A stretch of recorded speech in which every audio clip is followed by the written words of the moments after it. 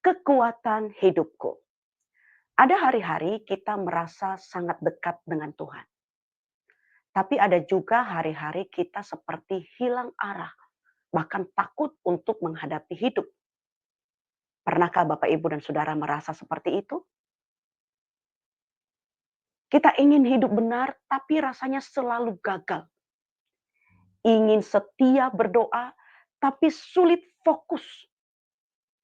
Mau melayani, tapi tidak punya tenaga. Dan kita mulai bertanya, di mana ya kekuatanku? 2000 tahun lalu para murid Yesus juga pernah mengalami hal yang sama. Mereka sudah bersama Yesus selama 3 tahun. Mereka melihat mujizat yang dibuat oleh Tuhan Yesus. Mereka mendengar pengajaran dari Tuhan Yesus. Tapi sebelum naik ke surga, Yesus berkata kepada mereka, kita lihat di dalam Lukas 24 ayat 49. Dan aku akan mengirim kepadamu apa yang dijanjikan Bapakku. Tetapi kamu harus tinggal di dalam kota ini sampai kamu diperlengkapi dengan kekuasaan dari tempat tinggi. Yesus tahu para murid-muridnya belum siap maju sendiri. Mereka butuh kuasa, yaitu kuasa Roh Kudus. Dan ketika Roh itu turun, segalanya berubah.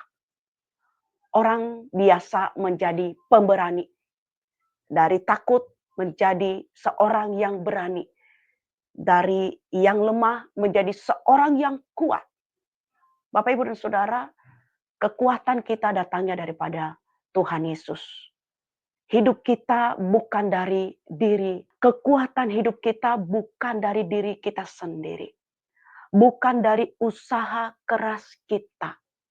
Motivasi sesaat atau rencana yang paling bagus dari dalam diri kita. Kekuatan hidup kita hanya datang dari Tuhan Yesus Kristus. Dia yang bangkit. Dia yang naik ke surga. Dan yang mencurahkan Roh Kudus atas gerejanya. Yaitu kita orang percaya. Roh Kudus adalah kuasanya yang bekerja dalam hidup kita setiap hari. Tanpa Roh Kudus, kita tidak bisa hidup benar secara konsisten. Tapi dengan Roh Kudus kita dimampukannya mengatasi dosa, kuasa jahat, dan kelemahan diri kita sekalipun. Berhati-hatilah jikalau ada di antara kita yang mencoba hidup rohani dengan tenaga sendiri. Padahal Allah tidak pernah merancang kita untuk hidup begitu.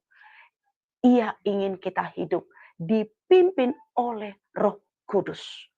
Itulah cara kita menang atas dosa, kuasa jahat, dan pergumulan dalam hidup kita.